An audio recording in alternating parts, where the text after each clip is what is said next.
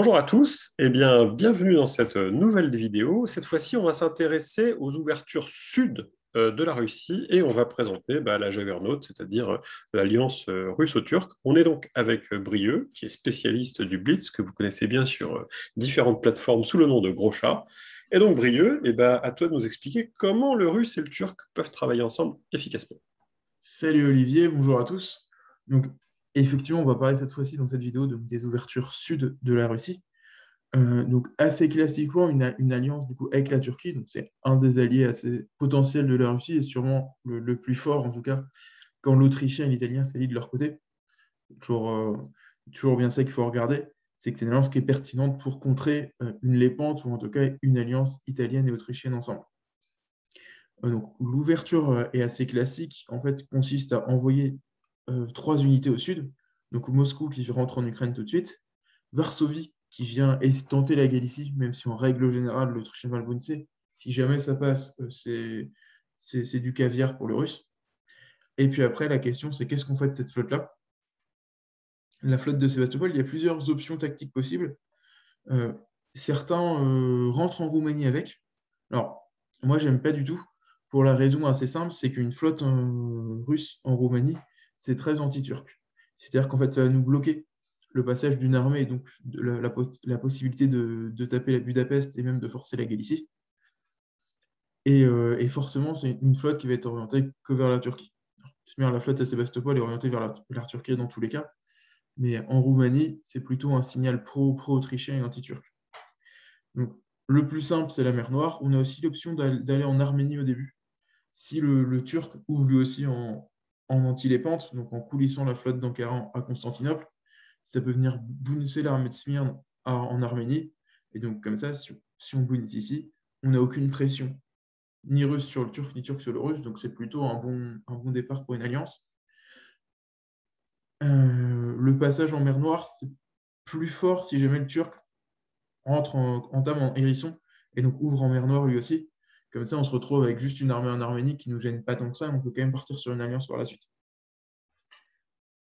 Mais restons dans le cas où le Turc ouvre en anti-lépente et le Russe ouvre en mer Juste quand même, Noire. ça veut dire que tu es d'accord que dans le cas d'une alliance russo-turque, à la fin des fins, la mer Noire enfin, la flotte de Sébastopol est quand même destinée à venir en mer Noire, parce qu'elle peut rester à Sébastopol pour soutenir la Roumanie par la suite, mais on va dire que c'est une position légitime d'être en mer Noire au niveau du russe, ou ça te paraît quelque chose de toujours trop dangereux dans un équilibre blitz?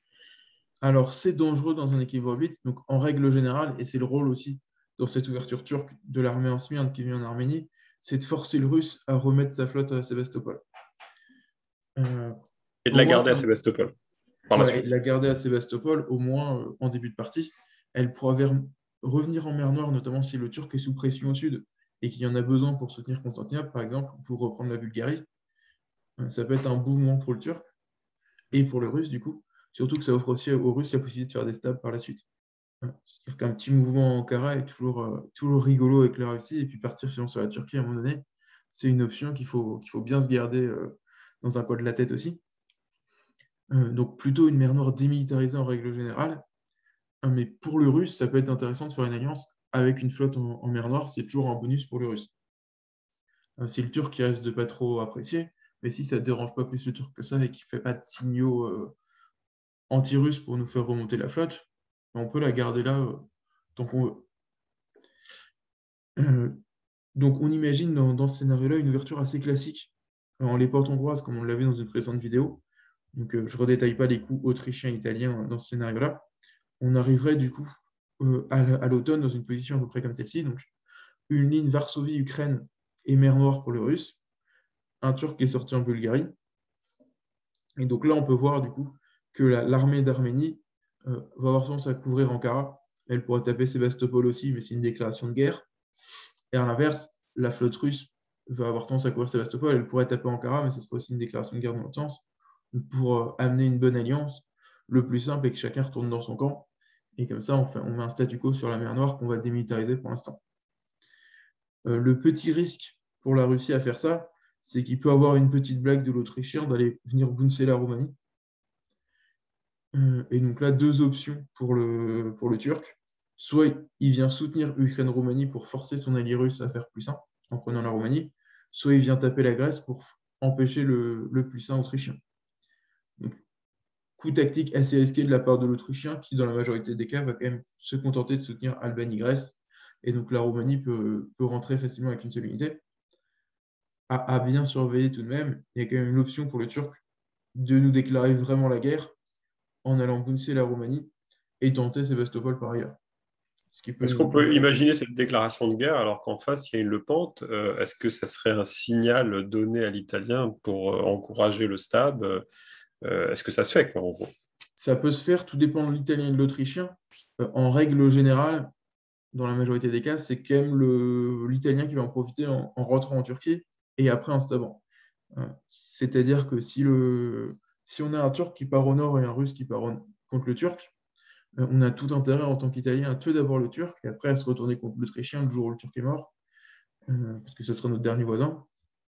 Mais donc on a quand même intérêt à jouer avec l'Autrichien au début, le temps de progresser au moins dans le début de partie. Donc ça peut être une tentative du Turc de pousser, on va dire, une turco-italienne, ce qui reste assez délicat à gérer parce que c'est deux pays maritimes donc, qui ont naturellement beaucoup de flottes des deux côtés et donc qui assez naturellement vont jouer l'un contre l'autre à un moment donné.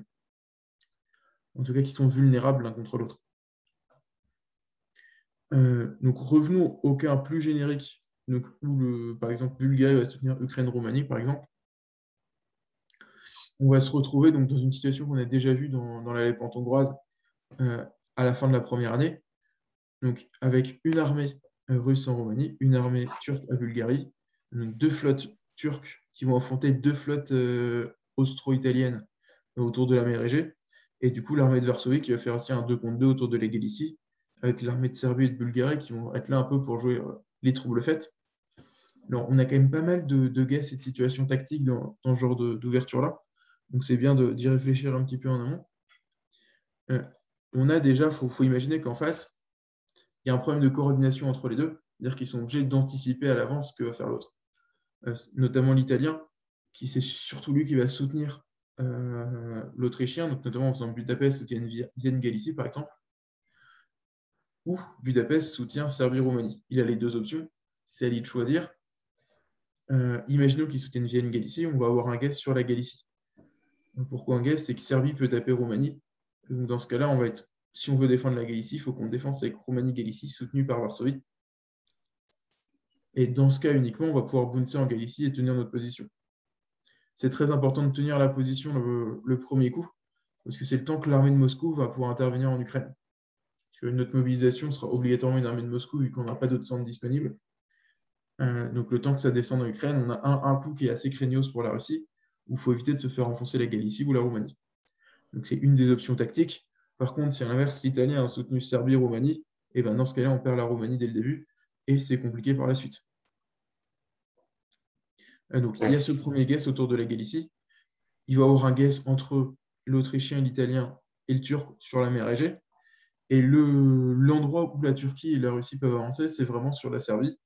C'est-à-dire qu'ils peuvent imaginer aussi attaquer la Serbie directement, soit avec la Roumanie, soit avec la Bulgarie, avec un soutien de l'autre. Et c'est là où la coordination est compliquée à se mettre en place. Et c'est là où une ouverture en refus scandinave au nord peut permettre d'avoir une flotte qui va donner le tempo sur l'attaque de la Serbie entre le Turc et le Russe. Donc on a cette option-là aussi, grâce à un refus scandinave qu'on n'a pas dans les autres scénarios. Mais dans le bien commun, on a quand même plusieurs guesses à ce niveau-là. Il faut arriver à les gagner pour la Russie pour tenir et puis essayer de se développer après. En règle générale, dans cette situation-là, c'est quand même la Lépante qui est dominatrice. Parce que les guesses lui sont plutôt favorables. Du moins, elle peut difficilement perdre, elle a beaucoup plus de chances d'avancer. D'accord. Donc, il n'y a pas d'ouverture anti-Lepente forte en russo-turc garantie, on va dire. Tu continues de penser que bon, la Lepente est relativement dominatrice dans ce genre d'ouverture. Voilà, alors toute la difficulté, c'est une Lépante bien jouée et bien propre. Il y a une bonne coordination entre les deux, ce qui fait quand même pas mal de paramètres à respecter. C'est une alliance qui est très forte et de fait va pouvoir digérer, on va dire, la Roumanie et la Bulgarie euh, et asseoir une domination dans les Balkans. Non pas facilement, mais de fait, elle a une position favorable. Bon, bah écoute, merci pour la présentation de cette Juggernaut. Et bah, si vous avez des questions ou des commentaires, n'hésitez pas à ajouter ces commentaires à cette vidéo. Et Brieux, bah, merci pour cette présentation. Et on se retrouve, bah, on espère bientôt, pour de nouvelles vidéos sur d'autres pays. Merci, à bientôt.